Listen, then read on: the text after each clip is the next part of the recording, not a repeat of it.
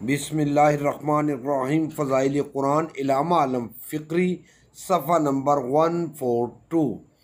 اس حدیث میں دو باتیں یعنی تقوی اور تلاوت قرآن اختیار کرنے کی ترغیب دی گئی ہے۔ تقوی سے دل میں خوف الہی پیدا ہوتا ہے، جس کی بنا پر انسان ہر طرح کے گناہ سے بچ جاتا ہے۔ تلاوت قرآن سے پاکیزگی نفس پیدا ہوتی ہے، اس لیے یہ دونوں باتیں آخرت میں نجات کا ذریعہ بن جائیں گی۔ تمام عبادات کا مقصود اللہ تعالیٰ کا تقوی پیدا کرنا ہے۔ اگر انسان کے اندر اللہ کا تقوی پیدا ہو جائے تو اس کے تمام معاملات درست ہو سکتے ہیں، اس کی دنیا بھی سدھر سکتی ہے اور آخرت بھی سنور سکتی ہے۔ تقوی کا معنی کیا ہے؟ اس میں مفسرین اور شارحین کے بہت سے اقوال ہیں، یہاں صرف ایک قول پر اکتفا کیا جاتا ہے۔ ہر آن اور ہر کام میں اللہ کا خوف دامن گیر رہے، اسی کا نام تقوی ہے۔ تقوی کی اہمیت اور فضائل سے قرآن و احادیث بھرے پڑے ہیں۔ اس حدیث میں فرمایا گیا کہ تقوی تمام معاملات کی بنیاد اور اصل ہے۔ حدیث کے دوسرے حصے میں قرآن کے برکات و فضائل بیان کیے گئے ہیں کہ تلاوت قرآن ایک ایسی عبادت ہے کہ اس کا التزام کرنے والا جب تک اس دنیا میں سانس لے رہا ہے اس وقت تک کے لیے بھی یہ نور ہے، اور جب دنیا سے رخصت ہو کر عالم آخرت میں پہنچے گا تو وہاں کے لیے یہ ایک سرمایہ ہوگا۔ سبحان اللہ۔ اعوذ باللہ من الشیطان الرجیم، بسم اللہ الرحمن الرحیم۔ سورہ تغابن کا ترجمہ، آیت نمبر 1 تا 10۔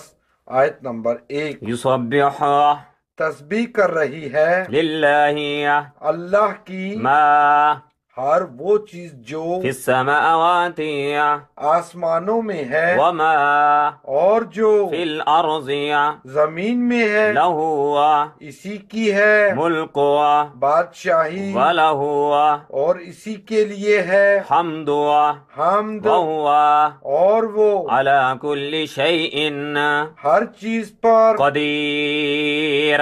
پوری طرح قادر ہے۔ یسبح للہ ما فی السماوات وما فی الارض لہ الملک ولہ الحمد وہو علی کل شیء قدیر۔ تسبیح کر رہی ہے اللہ کی ہر وہ چیز جو آسمانوں میں ہے اور جو زمین میں ہے، اسی کی ہے بادشاہی اور اسی کے لیے ہے حمد، اور وہ ہر چیز پر پوری طرح قادر ہے۔ آیت نمبر 2، ہوا وہی ہے الذی جس نے خلقکم پیدا کیا ہے تم کو، خلقکم پیدا کیا ہے تم کو، فمنکم پھر تم میں سے کافر کوئی کافر ہے ومنکم مؤمن اور کوئی مومن، واللہ اور اللہ بما تعملون بصیر۔ ان اعمال کو جو تم کرتے ہو دیکھ رہا ہے۔ هو الذی خلقکم فمنکم کافر ومنکم مؤمن واللہ بما تعملون بصیر۔ وہی ہے جس نے پیدا کیا ہے تم کو، پھر تم میں سے کوئی کافر ہے اور کوئی مومن، اور اللہ ان اعمال کو جو تم کرتے ہو دیکھ رہا ہے۔ آیت نمبر 3، خلق اسی نے پیدا فرمائے سماوات آسمان والارض اور زمین بالحق برحق، وصورکم اور تمہاری صورت بنائی فاحسن صورکم اور بڑی عمدہ بنائی، وإلیہ اور اسی کی طرف آخر کار مصیر۔ تمہیں پلٹنا ہے۔ خلق السماوات والأرض بالحق وصوركم فأحسن صوركم وإليه المصير۔ اسی نے پیدا فرمائے آسمان اور زمین برحق، اور تمہاری صورت بنائی اور بڑی عمدہ بنائی، اور اسی کی طرف آخر کار تمہیں پلٹنا ہے۔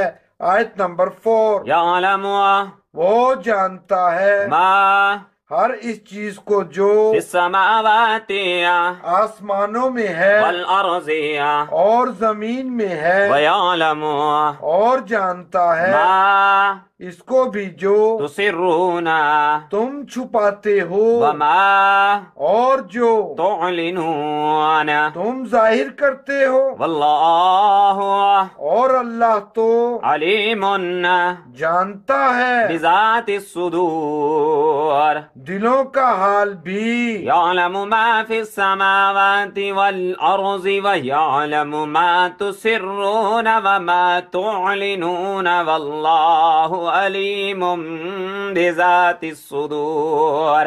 وہ جانتا ہے ہر اس چیز کو جو آسمانوں میں ہے اور زمین میں ہے، اور جانتا ہے اس کو بھی جو تم چھپاتے ہو اور جو تم ظاہر کرتے ہو، اور اللہ تو جانتا ہے دلوں کا حال بھی۔